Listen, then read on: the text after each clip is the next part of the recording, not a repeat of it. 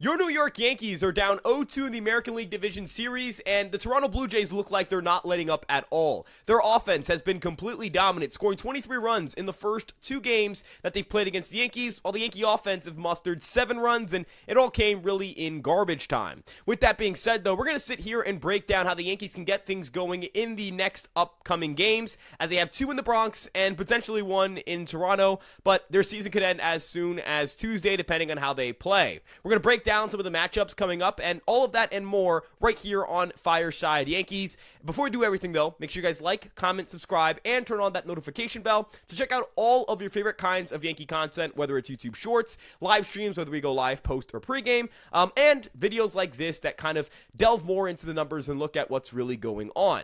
Thank you guys again for tuning in, and let's get right into it, and let's talk about if there's a turnaround to be had here. Look, the Yankees have been completely outplayed in this series. The Blue Jays have been better than the Yankees on all facets of the game. They've played great defense. Not that the Yankees haven't played great defense, but I wouldn't say their defense has helped them win games, whereas the Blue Jays have been able to steal hits away and take hits away from the Yankees by making great defensive plays. Offensively, the Blue Jays have outclassed the Yankees in this series. They're striking out under 10% of the time. The Yankees are striking out over 35% of the time. The Blue Jays have won the home run differential. They've just killed the Yankees in this series, and pitching-wise, it's obviously not close so far, but is there something the Yankees can do to turn this disaster around? Now, I think it's important to note who's pitching tomorrow. It's going to be Carlos Rodon versus Shane Bieber in Game 3 of this series, and Shane Bieber is someone who's had a really strong regular season, albeit in a small sample size. His swing and miss numbers have come back after some years of shaky swing and miss numbers.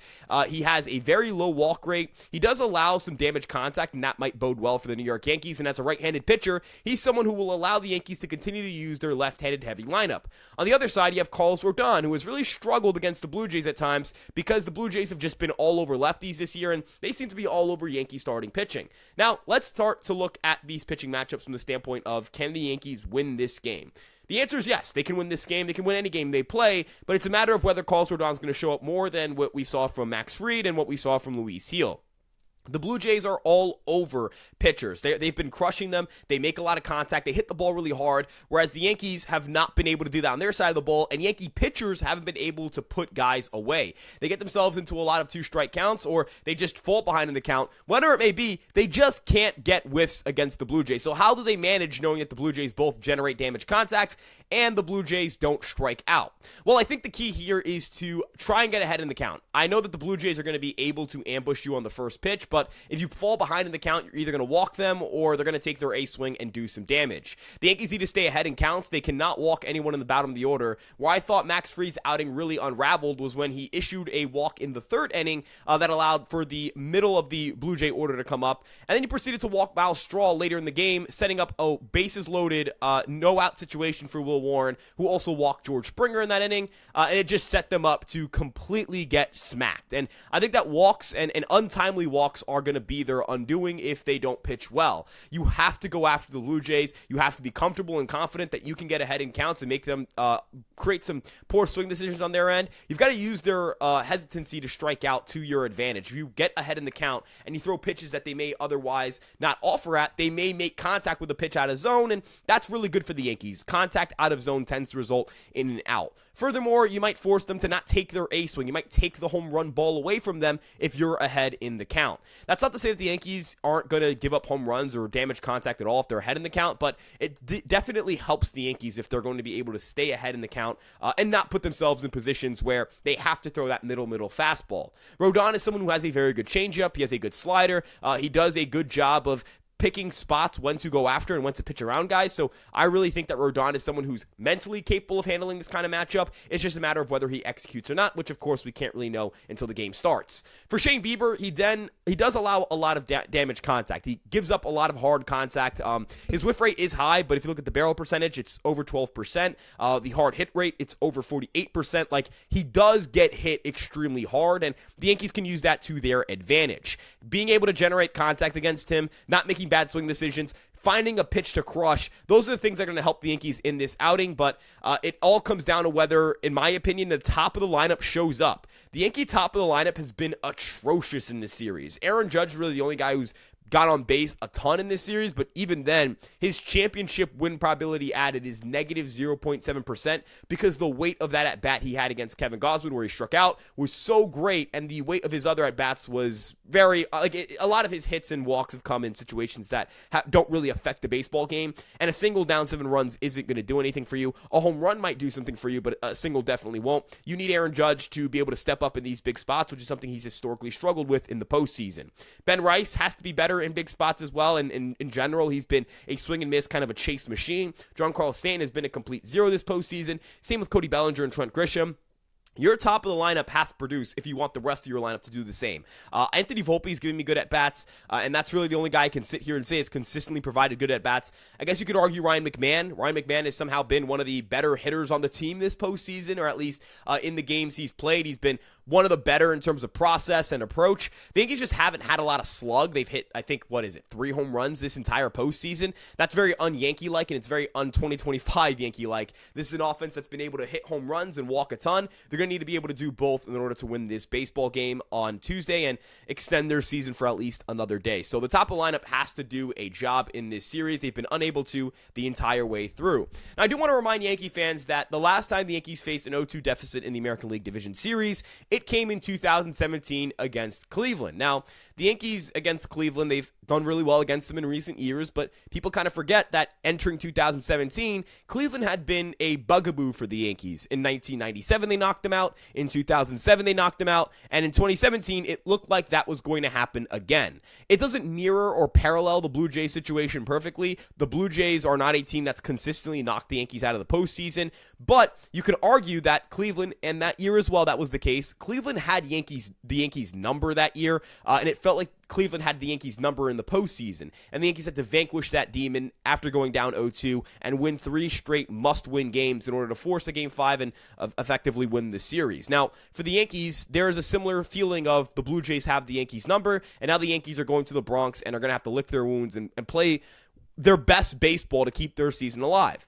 Fun fact, the Yankees have won all of their last 3 postseason games in elimination or must-win circumstances. Game 4 of the World Series, the Yankees were down 3-0. A loss would have ended their season. They won. And against Boston, their 2 wins came after going down 0-1. So the Yankees actually haven't won a playoff game in which they weren't facing elimination since the ALCS of 2024, which is a weird stat, definitely a weird quirk when we talk about this Yankee team. So maybe being up against the wall is something that is good for the Yankees. Maybe that brings out their best. I can't really tell. It's also probably just a fluke. Like, that's definitely just some variance, some weird stuff going on. But it is an interesting tidbit, and it is interesting to note that the Yankees, the last time they were here, happened to win that series. So we'll see if the Yankees are able to do it. Look, the word I'm going to use here is improbable. It is improbable that the Yankees come back. It is unlikely they come back. The Yankees are likely to lose this series. It is likely the Blue Jays will be playing in the American League Championship Series. It is likely that at some point during this week, myself, Chris, and Sam, maybe 2 of us, whoever it may be, will sit here and talk to you guys about the season being over.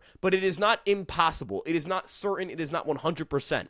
It is a highly likely chance to lose a series, but that highly likely chance is less than 100%. So for the Yankees, can they do a job? And now that they're home, is this going to play to their advantage? The Toronto Blue Jays are not a bad baseball team on the road. I don't want to make this perception or create this narrative or even feed into the theory that the Toronto Blue Jays are cheating or anything of the sort. You kind of see a little bit of that on social media. Definitely not from people who are like well informed. It's more so just fans in general. And you know, I know that some people aren't being completely serious about it, but I want to clarify that's not the drum I'm beating at this particular moment. But the Toronto Blue Jay offense does get worse on the road. Their weighted runs created plus on the road is 105. Compare that to at home, where the Toronto Blue Jays are one of the best offenses in baseball with a 120 WRC plus. So they go from 20% better than league average to 5% better than league average at home. They hit for a higher average. They slug more. They get on base more. They're a better team at home than they are on the road. That's both pitching-wise and hitting-wise. So can the Yankees crack this Blue Jays team in the Bronx? That's really the question that I guess a lot of fans have on their mind, and it's going to be tough to know if that'll be the case because, look, the Yankees have a lot of reasons why they can win this game, but they have looked awful in the postseason. It's hard for me to sit here and tell you that the offense, after 4 games of having 0 good at-bats in meaningful situations, will come together and put some really good at-bats and really do a job against the Blue Jays, they have to show it. The Yankees, since 2021, have seen their OPS drop by over 100 points come postseason time. Aaron Judge, his OPS in the postseason with runners in scoring position in his career is 642. Compare that to the regular season where it's 996. This team presses in big spots. They chase more. They swing at pitches they don't swing at. They walk less. They do all of the things that they don't do in the regular season. They seem to abandon their approach and their game plan when the situation gets tight, and that's something I can't quantify. That's simply something I cannot quantify for you guys, and I can't sit here and tell you is definitively they're chokers, definitively pressing, definitively not trying, definitively having a bad game plan, definitively not doing enough research before games. Sometimes it just happens. Sometimes things just don't go your way, and it's kind of impossible to know or test the mettle of certain guys until they get here. And a lot of these guys, they're first-year Yankees or first-year playoff starters for the Yankees. Grisham, this is his second year here, but he didn't play in the postseason for the Yankees, or at least he didn't get an at-bat. You look at Cody Bellinger, it's his first year here. Paul Goldschmidt, it's his first year here. Chisholm, Wells, Volpe, it's just their second postseason appearances with the New York Yankees. It's Chisholm's third overall. Ben Rice, it's his first in general. He's never gone to the postseason with the Yankees, and he's never gone to the postseason in his major league career. He was left off the roster both times. Dominguez hasn't played in this series, but this would be his first postseason at bat if he gets one in this series. There are just a lot of weird circumstances, weird situations, inexplicable, just strange. There are a lot of guys who are new. There are a lot of guys who you can't really know what they are come this time of year until they get here. And sometimes you can't really figure that out until they get more time here. So time will tell. Can the Yankees do a job? Time will tell. But that's kind of the rundown of how the Yankees are kind of matching up against the Blue Jays in Game 3. In Game 4, you've got a matchup between Cam Strittler, who saved the Yankees bacon in Game 3, and you have a bullpen game going for the Blue Jays. It's announced as TBA, which is to be announced, which using announced in that is a little bit weird, but the Blue Jays are going to use a bullpen game. So we'll see how the Yankees can kind of do here, how their pitching staff perform. I think winning Game 3 is really important, not only because it keeps your season alive, but because you will have a real good chance to win Game 4 if the Blue Jays have to throw their entire bullpen at you. You feel like if you win Game 2, you can win Game 4. And if you win Game 4, you send it back to Toronto. Anything can happen at that point in time. They'll start feeling the pressure. So time will tell. Again, will the Yankees be able to force a Game 4? We don't know. If you guys like this kind of video, like this kind of content, make sure you guys like, comment, and subscribe. Leave a comment telling us how you feel about this series. Do you think they're going to send it back to Toronto? Do you think their season ends on Tuesday, Wednesday? Do you think they make the comeback? Let us know what you guys think again, and like and subscribe, share with a friend. Check out our social media pages, Instagram, TikTok, Twitter, Facebook, and of course this YouTube page. Our website, empiresportsmedia.com. If you're a New York sports fan, I'm sorry. I'm sorry. I'm a New York sports fan. I get it. Giants fan, Knicks fan. Well, the Knicks haven't really hurt me this year yet. But the Giant fan, I get it. The Jet fan, I pray for you. The Met fan, yeah, I mean, you've been in off-season mode for a little bit now. So we're kind of all going through it. But check out empiresportsmedia.com because we've got written coverage on all of your favorite New York sports teams. We'll see you guys in the next one. Have a great rest of your day. Let's go Yankees, and peace out.